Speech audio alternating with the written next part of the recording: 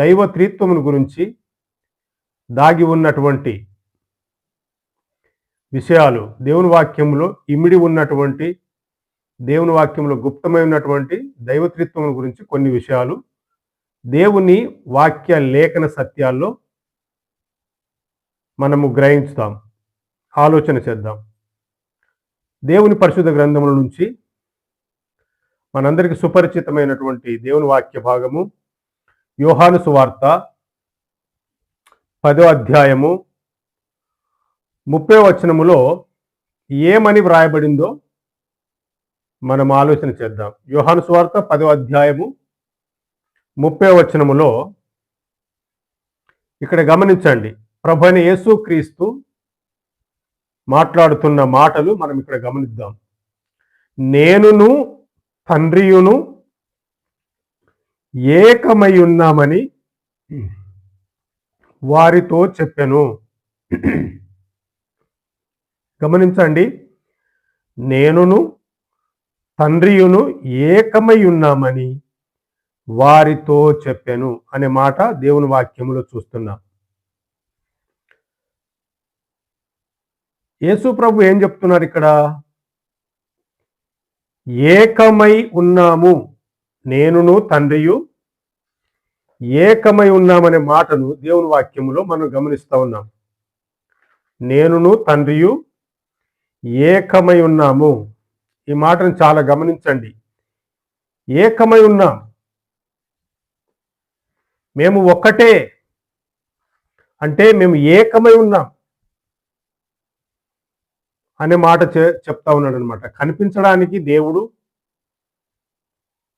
త్రిత్వముగా కనిపిస్తాడు కొన్ని చోట్ల, అదే సమయంలో ఏకత్వములో కనిపిస్తాడు. దైవ త్రిత్వాన్ని గురించి అవగాహన లేని దుర్బోధలు, అక్కడక్కడ కొన్ని అనుకూలమైనటువంటి వచనాలను ఆధారం చేసుకొని దైవ త్రిత్వమును గురించి అబద్ధ బోధలు, దుర్బోధలు, దుష్ప్రచారము మనము వింటా ఉన్నాం. దైవ త్రిత్వమును గురించి మరి మానవ మట్టి బుర్రకు ఆ మహాదేవుని త్రిత్వము అర్థం కాదు. అది దేవుని అంతర్యానికి సంబంధించినటువంటి విషయం. దైవత్రిత్వమును గురించి సంపూర్ణంగా మానవ మట్టి బుర్రకు అది అందని మహాజ్ఞానం, అది అందని మర్మం. కాబట్టి కొంతవరకు దేవుని వాక్య సత్యములో పొందుపరచబడిన అక్కడక్కడ ఇమిడి ఉన్న వాక్య సత్యాలు మనం గ్రహిద్దాం. ఇక్కడ ప్రభువైన యేసుక్రీస్తు కొత్త నిబంధన వెలుగులో ఏం చెప్తున్నాడు? నేనును తండ్రియు ఏకమై ఉన్నామని వారితో చెప్పాను. ఏకమై ఉన్నాం అనే మాటను మీరు చాలా గమనించాలని ప్రభు పేరిట మనవి చేస్తున్నాను. నేనును తండ్రియు ఏకమై ఉన్నాము. 38వ వచనంలో కూడా చూడండి ఏం రాయబడిందో. యోహాను సువార్త 10వ అధ్యాయం 30వ వచనంలో కూడా మీరు వచనాలు నోట్ చేసుకోవాలి. 38వ వచనంలో కూడా మరి చేసిన ఎడల నన్ను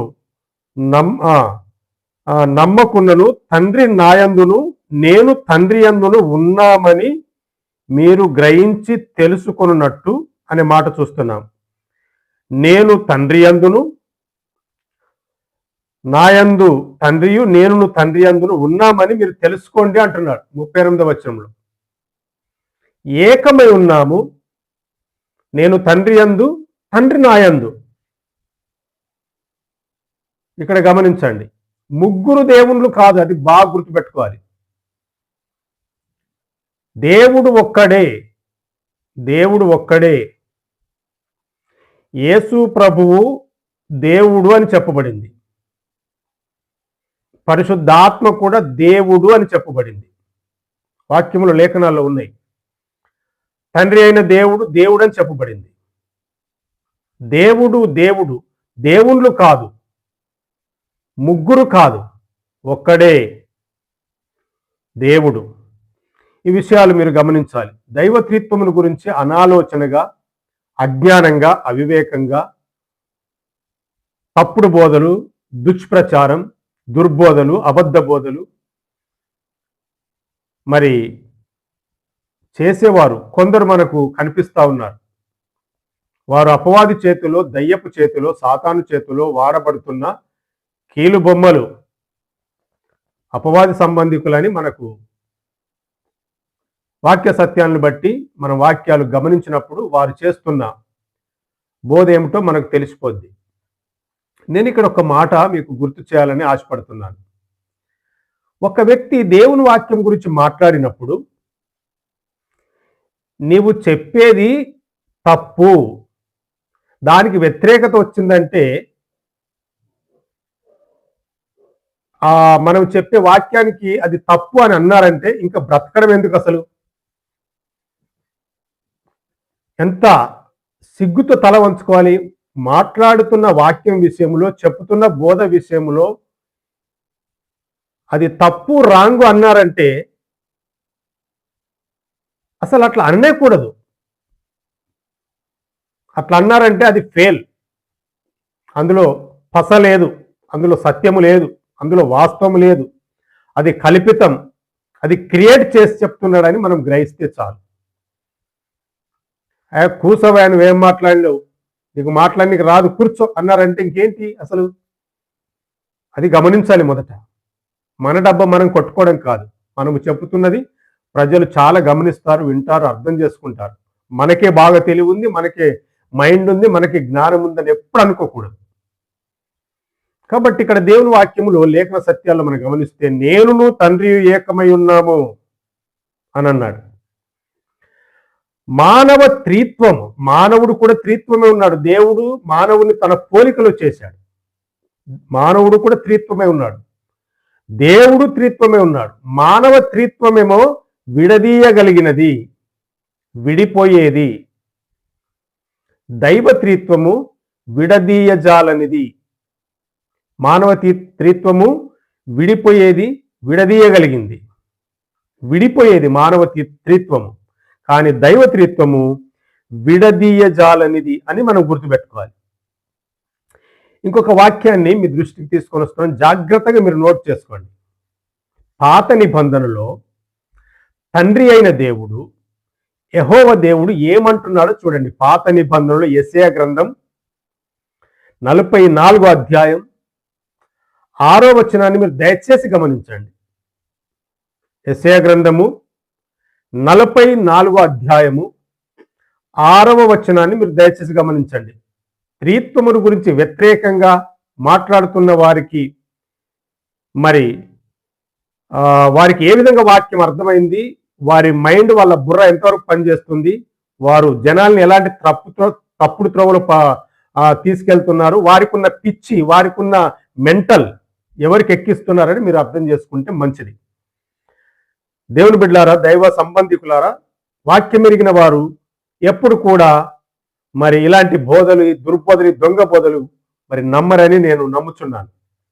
యెషయా గ్రంథము 44వ అధ్యాయము 6వ వచనంలో స్పష్టంగా రాయబడిన మాట ఒకటి గమనించండి మీరు. నేను మొదటి వాడను అంటున్నాడు యెహోవా దేవుడు, తండ్రి అయిన దేవుడు, త్రిత్వములో మొదటి ఆయన చెప్తున్న మాట. నేను మొదటి వాడను, కడపటి వాడను. నేను మొదటి వాడను, కడపటి వాడను, నేను తప్ప ఏ దేవుడును లేడు అని చెప్పాడు. పాత నిబంధనలో యెహోవా దేవుడు మాట్లాడుతున్న మాట, లేక తండ్రి అయిన దేవుడు త్రిత్వముల మొదట ఆయన మాట్లాడుతున్న మాట. పాత నిబంధనలో ఏమన్నాడు? నేను మొదటి వాడను, కడపటి వాడను, నేను తప్ప ఏ దేవుడును లేడు అన్నాడు. దేవుడు ఒక్కడే, నేను తప్ప ఏ దేవుడు లేడు అన్నాడు. కొత్త నిబంధన వెలుగులో కూడా గమనించండి, ప్రభువైన యేసుక్రీస్తు ఏం మాట్లాడుతున్నాడు. కొత్త నిబంధన వెలుగులో కూడా చూడండి, ఇది పాత నిబంధనలో తండ్రి అయిన దేవుడు మాట్లాడిన మాట. నేను తప్ప వేరొక్క దేవుడు లేడన్నాడు. నేను మొదటి వాడను, కడపటి వాడను అన్నాడు. ఓకే, ఇప్పుడు ప్రకటన గ్రంథంలో 1వ అధ్యాయం, ప్రకటన గ్రంథం 1వ అధ్యాయం 18వ వచనములో మనం గమనిస్తే నేను మొదటి వాడని యేసు ప్రభు చెప్తున్నాడు ఈ మాట. పాత నిబంధనలో చెప్పిందేమో తండ్రి అయిన దేవుడు, త్రిత్వముల మొదటి ఆయన చెప్తున్న మాట. నేను మొదటి వాడను, కడపటి వాడను, నేను తప్ప వేరొక దేవుడు లేడని యెషయా గ్రంథము 44:6లో చెప్పాడు. ఇప్పుడు ప్రకటన గ్రంథము కొత్త నిబంధనలు యేసు ప్రభు తన నోటి నుండి చెప్తున్న మాట ఏంటది? 1వ అధ్యాయం 18వ వచనంలో, నేను మొదటి వాడను, కడపటి వాడను, జీవించువాడను, మృతుడనైతిని గాని ఇదిగో యుగ యుగములు జీవించువాడనై ఉన్నాను అన్నాడు. ఇక్కడ ప్రభువైన యేసుక్రీస్తు మళ్ళీ ఈయన చెప్పడం ఏంటి? ఇది గమనించాలి. అక్కడ తండ్రి అయిన దేవుడు నేను మొదటి వాడను, కడపటి వాడను అన్నాడు. ఇక్కడ కుమారుడైనటువంటి దేవుడు యేసు ప్రభు కూడా ఏం చెప్తున్నాడు? మరి దీని ఒకసారి 2 వాక్యాలు మీరు అర్థం చేసుకోండి. ఇద్దరు మాట్లాడుతున్నారా? ఒకరే మాట్లాడుతున్నారు. గమనించాలి. యేసు ప్రభువు పాత నిబంధనలో యెహోవా దేవుడిగా మనకు కనిపిస్తాడు. యేసు ప్రభు పాత నిబంధనలో యెహోవా దేవుడిగా కనిపిస్తాడు. యెహోవా దేవుడు లేక తండ్రి అయిన దేవుడు యెహోవా దూతగా కనిపిస్తాడు, వాక్యముగా కనిపిస్తాడు. అబ్రహాముతో మాట్లాడాడు యేసు ప్రభు పాత నిబంధనలో. త్రిత్వాన్ని గురించి అంటే నేను ఇక్కడ ఒక మాట చెప్పదలుచుకున్నా. అసలు త్రిత్వాన్ని గురించి దుర్బోధ చేసేటటువంటి వారికి లేక అబద్ధ బోధ చేసేటటువంటి వారికి వాళ్ళకి అసలు రావు, కాకాల గుణితం ఎలా వస్తుంది? వాళ్ళు రాని వారికి కాకాల గుణితం రాదు. కాబట్టి అసలు వాక్యము మాకు తెలుసు, మాకు తెలుసు, మాకు తెలుసు, మాకు బాగా తెలుసు అనుకున్న వాడికి అసలు అతనికి ఏమీ తెలియదు, ఏమి అర్థం కాలేదని మనం అర్థం చేసుకుంటే చాలు. అతనికి అసలు ఏమీ తెలియదు, సున్నా కూడా తెలియదు, బైబిల్లో ఒక ముక్క ఏ ఒక్క పదం కూడా తెలియదు అసలు. అతనికి అర్థం అతడు అర్థం చేసుకున్న కోణం వేరు. అతడు లోక సంబంధంగా, ప్రకృతి సంబంధంగా అర్థం చేసుకుని చెప్తున్నాడు అనేది మనం అర్థం చేసుకోవాలి. కాబట్టి పాత నిబంధనలో తండ్రి అయిన దేవుడు అంటున్నాడు నేను మొదటి వాడని అన్నాడు. అదే మాట యేసు ప్రభు చెప్తున్నాడు ఇక్కడ. అంటే అర్థం ఏంటి? ఆయన ఈయన ఒక్కటే, ఆయన ఈయన ఒక్కటే. త్రిత్వముగా కనిపిస్తాడు కొన్ని చోట్ల, ఏకత్వముగా కనిపిస్తాడు, బహువచనంలో కనిపిస్తాడు, ఏకవచనంలో కనిపిస్తాడు. త్రిత్వమును గురించి తప్పుడు ప్రచారం, అబద్ధ ప్రచారం, తెలిసి తెలియని మాటలు చాలా మంది, కొందరు, అందరు కాదండి, కొందరు మాట్లాడుతూ ఉన్నారు. చాలా విచారం, చాలా బాధాకరం. కాబట్టి ఇక్కడ గమనించండి, ప్రకటన గ్రంథంలో అంటున్నాడు, యేసు ప్రభు చెప్తున్నాడు. ఈ మాటలు మీరు గమనిస్తే చాలు. కాబట్టి ఈ విధంగా దైవత్రిత్వాన్ని గురించి మనం ఒక్కొక్క వచనము ఆది కాండం నుంచి ప్రకటన వరకు దైవత్రిత్వం గురించిన వాస్తవాలు, సత్యాలు మనము స్టడీ చేస్తూ వాస్తవములో నిలబడడానికి ప్రభు మనల్ని నిలబెట్టును గాక. అందరికీ ప్రేమపూర్వక వందనాలు.